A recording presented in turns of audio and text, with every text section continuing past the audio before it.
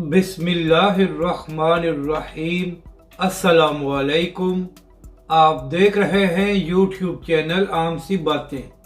तहरीक लब्बैक के शेर पर हमला, बदबख्त के खिलाफ FIR दर्ज कराना जुर्म बन गया। इस वीडियो में हम इसी के मुतालिक बात करेंगे। नाज़रीन कराम, हमेशा तहरीक लब्बैक पाकिस्तान पर यह इल्ज़ाम लगाया जाता है कि तहरीक लब्बैक वाले कानून को हाथ में लेते हैं और ये लोग कानूनी रास्ता इख्तियार नहीं करते। लेकिन हकीकत ये है कि तहरीक लब्बैक के कारकुनों ने कभी भी कानून को हाथ में नहीं लिया, मगर इसके बावजूद तहरीक लब्बैक के कारकुनों पर जुल्म किया जाता है।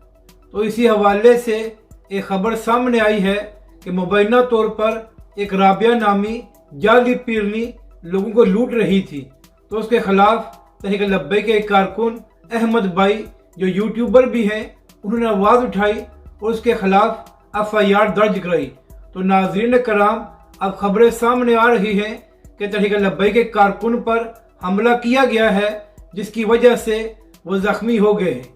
नाज़रीन कराम, हालांकि तहरीक लब्बैक के कारकुन ने अपनी तरफ से कुछ नहीं किया, बल्कि उन्होंने सारा मामला पुलिस के हवाले कर दिया ताकि पुलिस फैसला करे कि क्या सज़ा होगी, मगर इसके बावजूद उन पर हमला किया गया है। तो इससे यह बात साबित होती है कि तहरीक लब्बैक वाले कानून को हाथ में नहीं लेते, बल्कि जो तहरीक लब्बैक के मुखालिफ हैं वह ऐसी हरकतें करते हैं। तो नाज़रीन कराम, यहाँ पर हमें अल्लामा साद हुसैन रिजवी को भी खराज तहसीन पेश करना चाहिए कि उन्होंने अपने कारकुनों की तरबियत इस तरह की है कि जब भी कोई मामला होता है तो तहरीक लब्बैक के कारकुन अपनी तरफ से फैसला नहीं करते, बल्कि कानूनी चाराजोई करते हैं, और इसी तरह होना चाहिए।